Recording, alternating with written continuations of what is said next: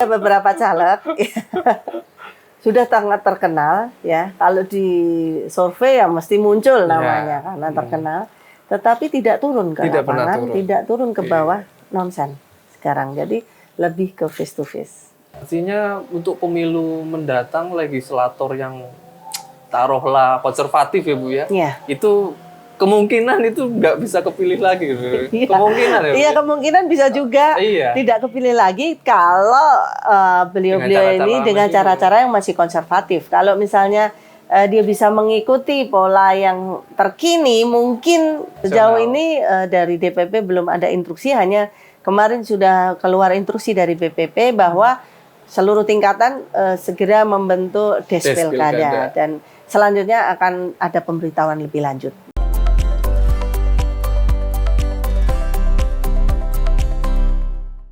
Halo Tribuners, berjumpa lagi dengan saya Mamduh Adi Prianto. Saat ini kita sedang berada di program Tribun Topik. Di sebelah saya sudah ada anggota DPRD Provinsi Jawa Tengah yang petahana sudah 3 periode dan saat ini terpilih kembali. Anggota DPRD terpilih Provinsi Jateng, Bu Kartina Sukawati. Nama lengkapnya adalah Kandidat Dr. Hajah Kartina Sukawati, SE, MM, MH. Selamat siang, Bu Ina. Selamat siang pemirsa. Bisa menyapa Tribuners? Iya, ini julukannya apa? Tribuners panggilannya, Bu. Selamat siang, Tribuners. Oke, saya membacakan singkat kurikulum vitae Bu Ina dulu. Bu Ina lahir di Demak 16 Januari 1974. Pernah menjabat sebagai Wakil Bupati Pati. Kemudian ke DPRD Provinsi Jawa Tengah, anggota Komisi D pada periode 2014-2019. Kemudian terpilih lagi di 2019-2024. Saat ini kembali terpilih dari fraksi Demokrat. Betul ya Bu ya? Betul. Ibu, ini perjalanan petahana. Mungkin banyak yang bilang petahana itu nyalon kembali itu gampang. Nah, saat ini di 2024 banyak yang bilang itu berbeda. Iya. Betul, Bu? Betul. Kesulitannya apa, Bu, ini, Bu? Mungkin, Bu? Iya, mungkin ini sambil cerita ya. Iya. Tapi ini menurut opini saya, pendapat saya, jadi bukan secara global, pendapat dari yang lain. Dan mohon nanti supaya tidak ada yang tersinggung apa yang saya bicarakan. Tidak digeneralisir ya. Iya, betul. Bahwa ini, waduh Bu Ina kok anggapannya seperti ini gitu.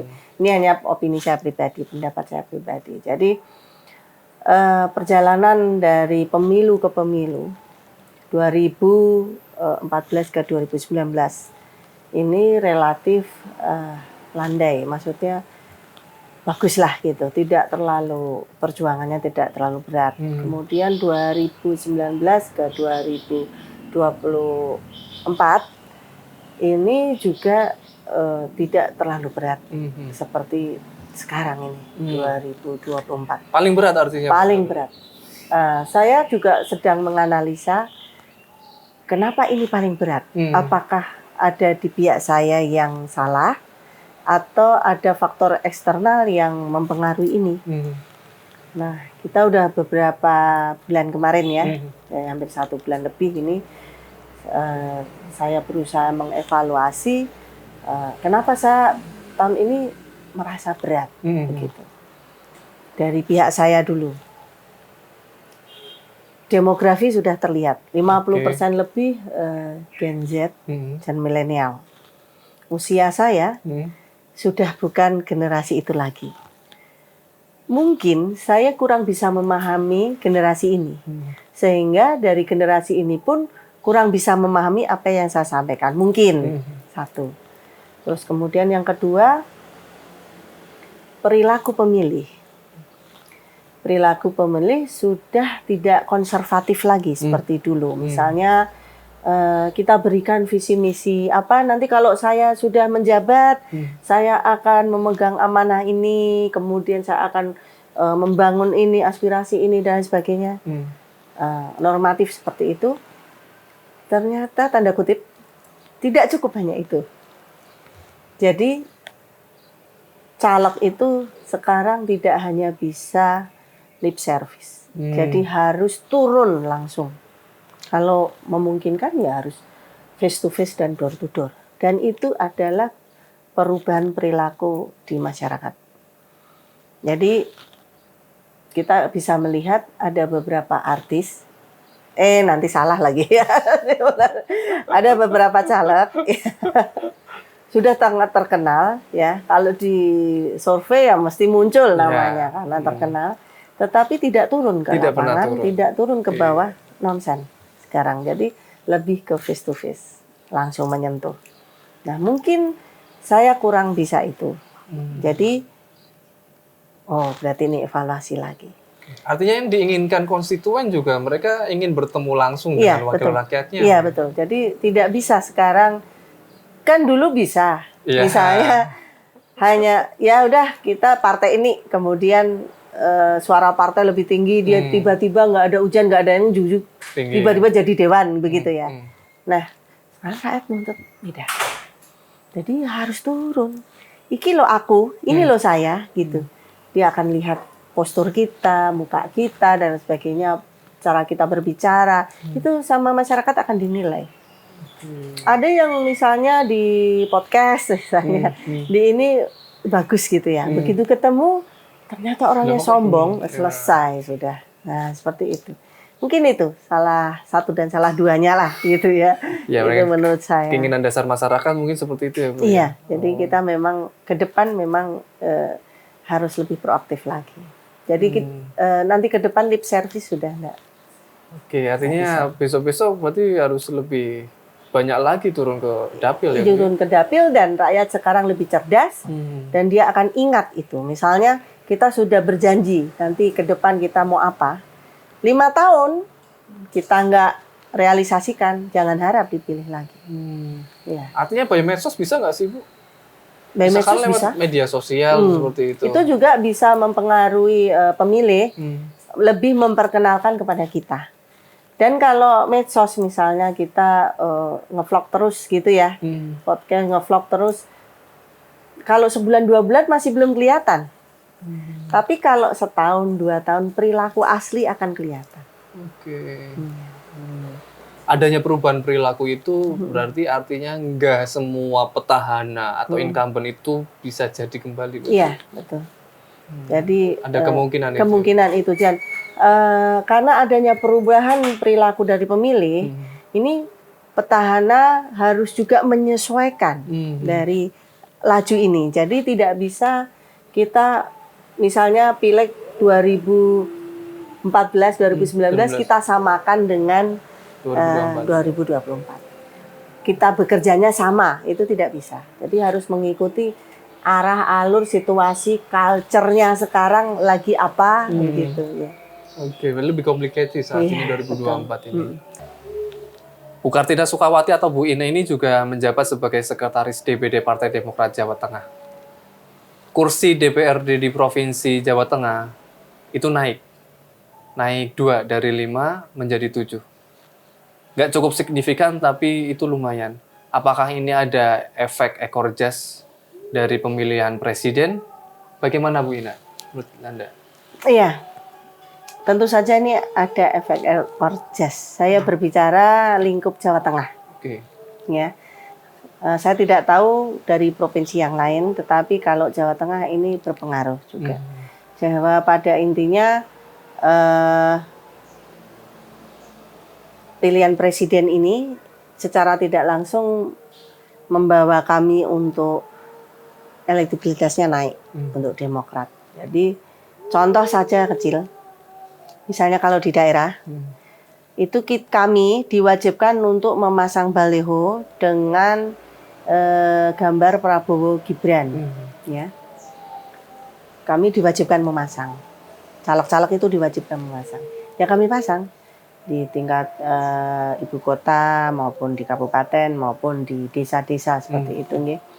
Ini ternyata itu pengaruhnya ada. Jadi tidak semua masyarakat itu tahu bahwa Demokrat itu berkoalisi dengan Koalisi Indonesia Maju. Ya, Koalisi Indonesia Maju.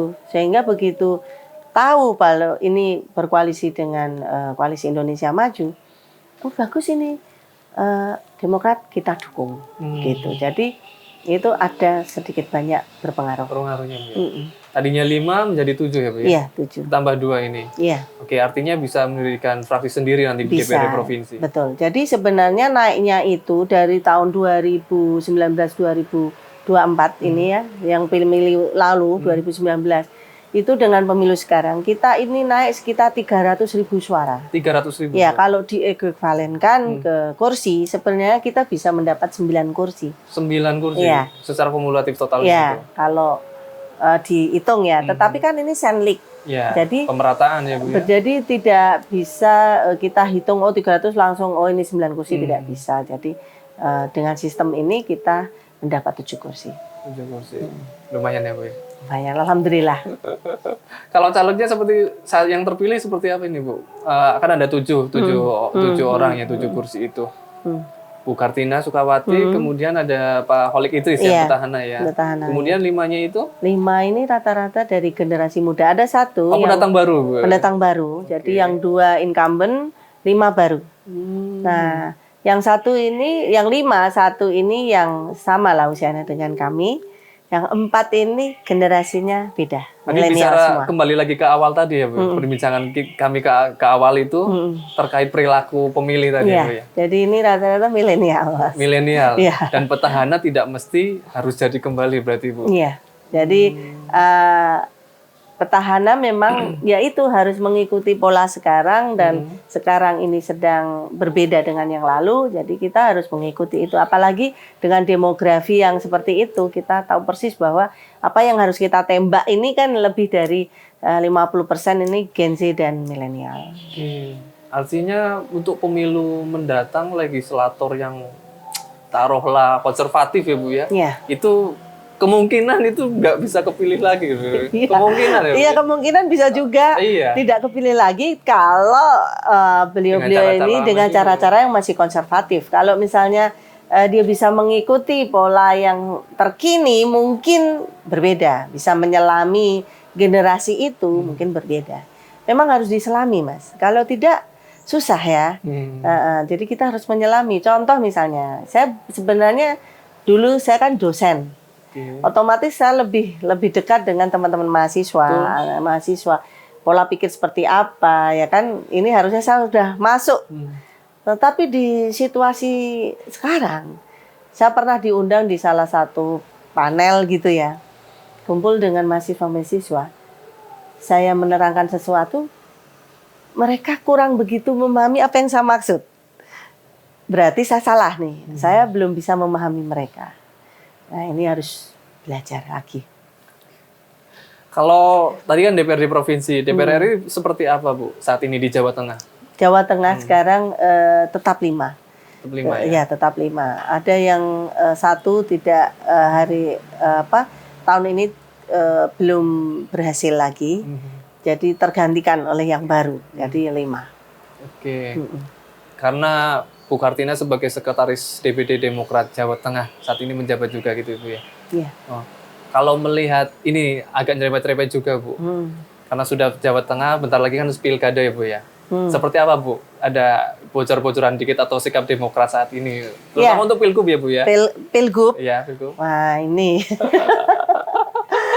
Jadi di Partai Demokrat kami sedang menyusun untuk des pilkada. Jadi mulai dari DPP, dari pusat, kemudian dari provinsi dan dari kabupaten. Jadi kami ini sedang proses untuk menyusun des pilkada. Jadi kami belum punya hak maupun kewenangan ataupun apapun untuk berstatement di sini mengenai pilihan pilihan untuk pemilihan gubernur maupun pilihan kabupaten kota. Ini kami belum bisa berstatement apapun.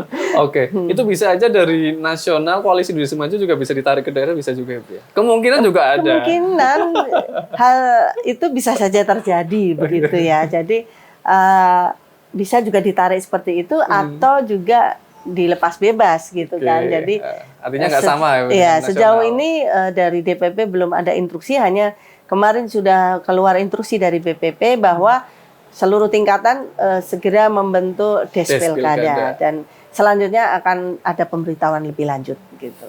Yeah. Menarik, kita tunggu nanti seperti apa keputusan DPD Demokrat Jawa Tengah terkait Pilgub Jawa Tengah. Oke Bu Tina, terkait personal Bu Ina sendiri di DPRD Provinsi Jawa Tengah ya Bu. Ini ada rencana program kerja apa Bu untuk ke depan Bu? Ini kan udah 3 periode ya Bu ya? Iya. 3 periode, mungkin ada hal yang lain nggak Bu? Maksudnya program kerja yang tadi mungkin disesuaikan dengan perilaku-perilaku masyarakat yang sekarang sudah berbeda gitu. Iya. Jadi dulu infrastruktur saya. Betul. Ya kan? Komisi D Bu ya? Komisi D. Oke. Kalau saya nanti diminta dari fraksi untuk diperintah, fraksi untuk ke Komisi D kembali, berarti saya harus ke infrastruktur, ya lagi-lagi infrastruktur. Karena ini kondisi habis banjir, habis bencana, ini butuh perbaikan luar biasa kembali. Mulai dari talud, jalan, bendungan dan sebagainya, ini sudah kena bencana kemarin, memang harus perbaikan kembali.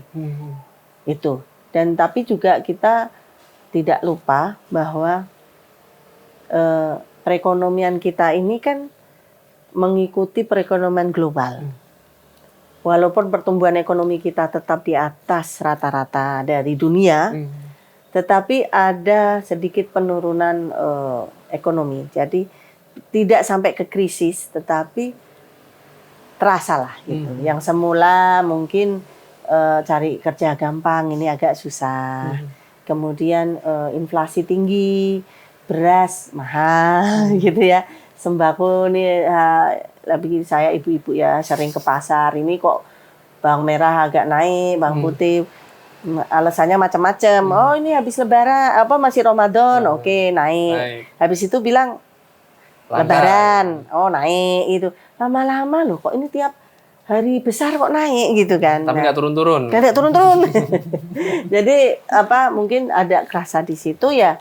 Nanti saya minta kepada pemerintah provinsi, apalagi nanti kalau ada gubernur baru ya, supaya bisa mengarahkan ke pemberdayaan ekonomi, lebih ke pemberdayaan ekonomi. Walaupun infrastruktur penting karena tadi ada bencana dan lain sebagainya, tetapi pemberdayaan ekonomi ini lebih diutamakan juga. Oke, infrastruktur ya Bu ya? Iya. Itu inginnya seperti itu ya Bu ya, di Komisi D itu, DPRD Provinsi Jawa Tengah. Oke. Bu Kartina, ada yang ingin disampaikan Bu ke Tribuners Bu? Kita menyapa pembaca Tribun itu Tribuners gitu ya. Bu. Oh Tribuners. Tribuners. Ya, bagi Tribuners yang ada di sana, sini ya. Ya. Bagi Tribuners yang ada dimanapun berada, ya, tetap semangat. Apapun yang terjadi sekarang maupun masa depan, yakinlah bahwa semua akan baik-baik saja. Dan yakinlah bahwa kita sebagai bangsa Indonesia akan tetap optimis menatap masa depan, dan saya yakin bahwa Indonesia akan jauh lebih baik ke depan. Mungkin itu ya. Jadi tetap semangat dan tetap optimis, bahwa kalau kita mempunyai pemikiran yang optimis atau positive thinking ya, tentu itu akan mempengaruhi kehidupan kita yang akan selalu positif. Ya itu. Begitu Tribuners, perbincangan kita dengan bisa disebut Sri Kandi Gedung Berlian ya, di DPRD Provinsi Jawa Tengah, Bu Kartina Sukawati dari fraksi Demokrat, Partai Demokrat. Beliau juga menjabat sebagai Sekretaris DPD Partai Demokrat Jawa Tengah. Seru sekali terkait politik, pilkada, rempet-rempet pilgub, Tribuners. Tapi masih disimpan, karena itu buat kejutan. Terima kasih. Assalamualaikum warahmatullahi wabarakatuh. Selamat siang.